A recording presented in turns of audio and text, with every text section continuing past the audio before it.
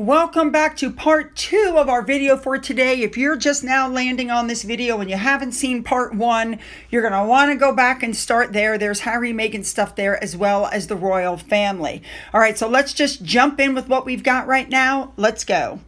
We know that Harry is actually supposed to be in the UK, several trips for engagements over the course of the summer, but they're saying that Harry is really desperate to secure a stay at Balmoral, where the family will gather for the annual retreat. But Harry's hopes that his father might greet the opportunity to see his grandchildren as a way of bringing the family together, that is causing tension again between him and Meghan. Apparently, as soon as the kids are out of school in June, they're flying to their newly completed villa in Portugal, and they'll be using that as a base while they travel back and forth for engagements and private visits. But Harry is pushing hard for that family stay at Balmoral while they're in Europe, and he's hoping to arrange a private meeting with King Charles. He's determined to make it happen because he genuinely believes that Balmoral could be a place where things start healing. That just shows you how delusional this guy is. Meghan is not comfortable in Britain. She doesn't believe that she's giving adequate security, and this is causing a major strain. Now, we know Harry will be there in July for the pre-Invictus Games event, but it looks like he may be flying over in June because remember, Peter Phillips is getting married June 6th, I believe it is, and the guest list is not confirmed, but they're assuming Harry is going to be invited. I have to be honest, I don't believe he is going to be invited. Neither will Meghan. What these articles are saying is that Harry wants to secure his children's royal future. That's right. This man who has said such horrible things about being a royal and how terrible it was and the whole thing suddenly wants to make sure that his children have a royal future. It's like, are you kidding? How many times have we heard Harry say that being in the royal family was like being inside of a goldfish bowl? How many times did we hear he had mental breakdowns from the work? That we heard that his poor wife is the most trolled person and he didn't want to be a royal? How many times have we heard he hated Windsor? Suddenly he wants to make sure his children are royals? Yes. Realizing that he screwed up, Harry and Meghan wanted their children to have royal titles. And while the children got the prince and princess titles, they did not get the HRH that goes with it. And without the HRH, the titles are basically worthless. So we are going to head back now to the Oprah show, which covered the section that covered the titles and what was really going on according to Meghan, her truth, where she contradicts herself, by the way, several times. But listen to this. When I was pregnant, we now know it's Archie, and that it was a boy. We didn't know any of that at the time. We can just talk about it as Archie now. And that was when they were saying they didn't want him to be a prince or a princess, not knowing what the gender would be, which would be different from protocol, and that he wasn't going to receive security. Now, you heard what she just said. He's not getting the prince title, and that's not protocol. He's supposed to get it. But we know now that that's not true. What? It was really hard. What do you mean? He wasn't going to receive security. This went on for the last few months of our pregnancy, where I'm going, hold on a second. That your son and Harry, Prince Harry's son, was not going to receive security? That's right. I know. But how does that work? How does that work? It's like, no. Because if he's not going to be a prince, it's like, okay, well, he needs to be safe. So we're not saying don't make him a prince or a princess, whatever it's going to be. But if you're saying the title is what's going to affect their protection, we haven't created this monster machine around us in terms of clickbait and tabloid fodder. You've allowed that to happen, which means our son needs to be safe. So how do they explain to you that your son, the grandson, the great-grandson of the Queen, is not going to have, he wasn't going to be a prince? How do they tell you that? And what reasons did they give? And then say, and so therefore you don't need protection? There's no explanation. So here's what we know. They lived on Frogmore Cottage on Windsor property, which had security. Harry had his own personal security. Meghan had security. The baby, she wanted the baby to have his own security detail. Could you imagine?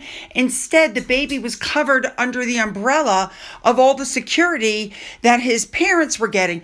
And she goes, did you catch that last bit of what she said? There was no explanation. Let's continue. There's no version. I mean, that's the other piece Who of tells it. you that? I heard a lot of it through Harry, and then other parts of it through conversations with family members. And it was a decision that they felt was appropriate. And I thought, well, Was the title, was him being called a prince, Archie being called a prince, was that important to you?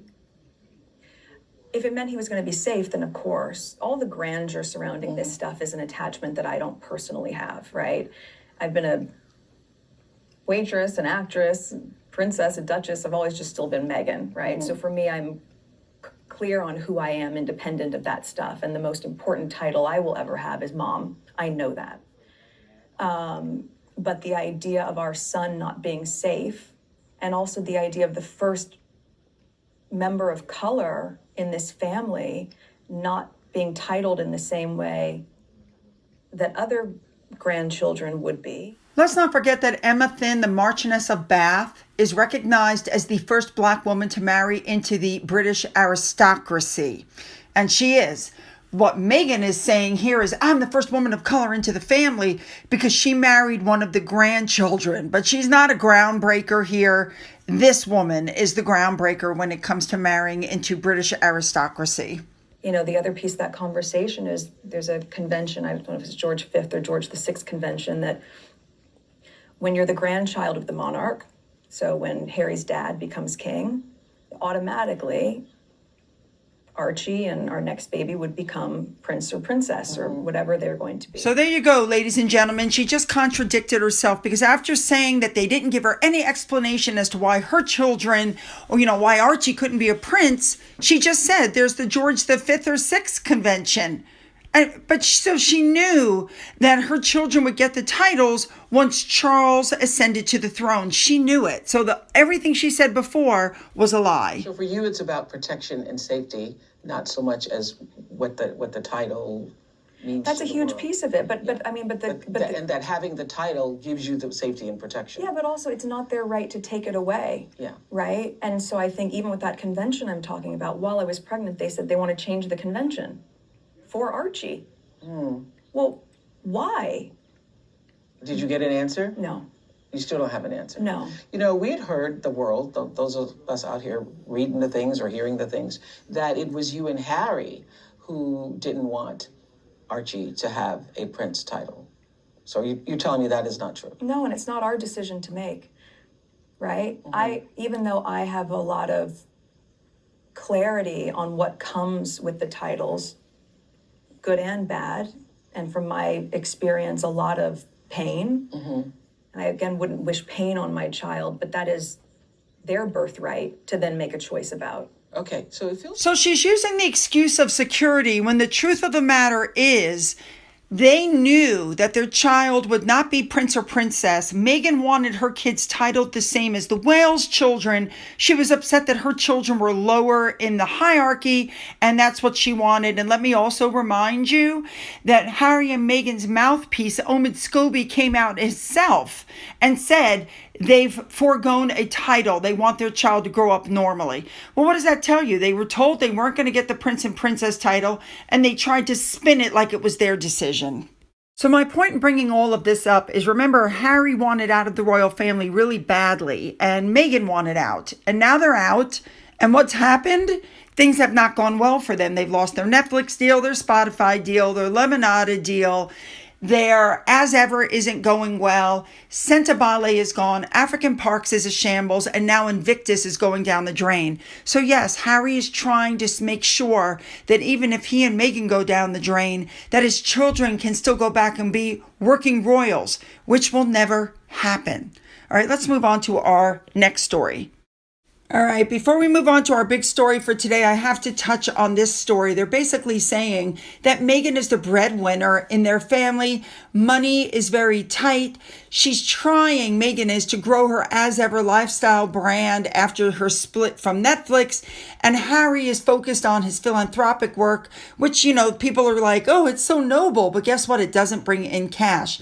They need $5 to $6 million a year for operating expenses in Montecito, where they live, and they spend about $3 million of that on private security for the family, and they have to make the mortgage payments and all this other stuff. And while Meghan does have wealthy and powerful female friends who are trying to help her by giving her free flights on their jets and a free brownstone in New York to stay at, etc., etc., in the end, there's only so much they can do. I'm telling you, they're running out of money. There are rumors that Harry still works for Gettr Up, but the last time he spoke publicly about them was April of 2024 at an Uplift Summit. So there's a lot of question about whether he's still working for them or not. All right, let's move on to our big story. All right, let's cover our big story for today. This was sent to me by one of my subscribers. Thank you so much. And basically what it talks about is that Meghan did build her entire fashion identity around ethics and intention, but that's not what her wardrobe said, because initially, she wore a wardrobe as a form of advocacy. She wore Outland denim because it was made by women rescued from trafficking in Cambodia. She wore sneakers that were constructed from wild rubber and organic cotton, and Hearst dresses produced in family-run European factories. Get it? It was a coherent position, and in the context of royal fashion, which had never really engaged with the questions at all, it was really radical. And what people are saying was that her advocacy was intentional, noting that her choice of brands was built upon respect for people and the planet. At least that's the way it started. The jeans she wore on her Australian tour in 2018 launched the brand's website traffic 3,000%, and the jeans sold out in 24 hours. So she was using a global platform in a way that moved product for ethical producers. And the strategy was covered, and it was just fabulous, and it was known as the Meghan effect. But then something happened. By the time she married Harry and she went on tour of Morocco in 2019, Meghan was in a custom-made Dior gown that cost approximately 90,000 pounds or $100,000. She accessorized that with Dior gold heels and earrings valued at 7,000 pounds.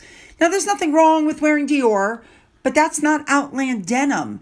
And the ethical fashion narrative started to not look so good. You can't put ethical and $100,000 gowns together. And that's the problem with building your public identity around conscious dressing. You have to be consistent, because the moment you are not, the gap between what you say and what you do becomes the story. Meghan told the New York Times in August of 2024 that when there's a global spotlight, she supports designers that she's friends with and also smaller upcoming brands that have not gotten the attention that they deserve. Then in October of 2025, Meghan appeared at the Paris Fashion Week after inviting herself. We know what happened in 2022 with Balenciaga releasing that controversial ad campaign with the child models. But the point is, the estimated cost of her 2 days in Paris, when you factor in the gifted outfits valued at $50,000 each, the private jet at $200,000 for the round trip, and a luxury hotel stay, that was considerable. And the woman who said, I can wear earrings from a small ethical brand as one of the most powerful things that she could do, flew privately to the front row of one of the most, controversial houses. She made no statement about the attendance. She just posted that she missed Paris. Then you have the With Love Meghan, which launched in early 2025. And in the first episode alone, Meghan wore a shirt and pants totaling over $3,600. As a matter of fact, the entire wardrobe and jewelry in the first 2 seasons of the show is worth more than $230,000.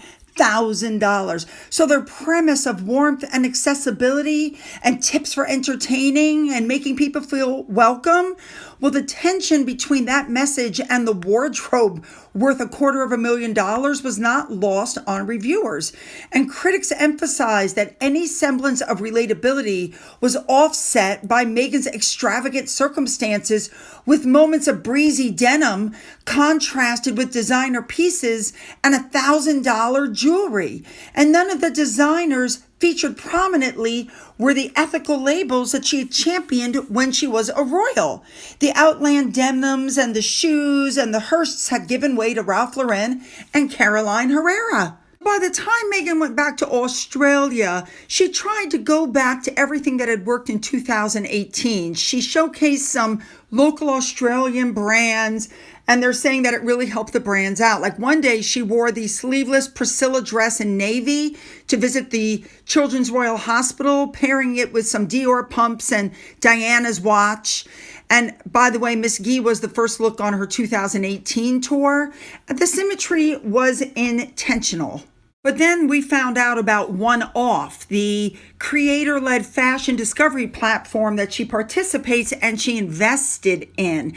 And apparently they sold a lot of products through the platform. And she wasn't just wearing Australian brands, because she had a financial stake in it. So here's what it comes down to.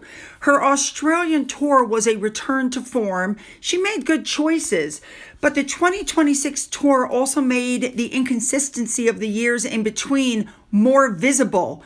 Because if wearing Australian ethical labels and supporting emerging designers is one of the most powerful things she can do, then what was the wardrobe in Netflix about? What was Paris about? What's happening now is before, when she was helping smaller people, it was framed as advocacy. Now it's all about making money. But the gap between what she says about her wardrobe and what her wardrobe actually does is so wide that people notice it. And in royal fashion, the gap is always the story. In 2026, instead of advocacy, she is in a mode among several that she's switching to depending on the occasion and the audience. So people get her. She's trying to be more relatable through her clothing. It's not working. Oh, I know, a lot of information, right? But I want your comments, so put them down, make them good. Don't forget to hit the like and the subscribe button and the bell for all notifications. Then go down into the description box where you'll find the link to my father's book, which remains up for sale on Amazon. You'll also find a link to my Amazon wish list and a physical address. For those of you who have donated to my coffee fund, thank you so much. And as always, you guys, have a great day.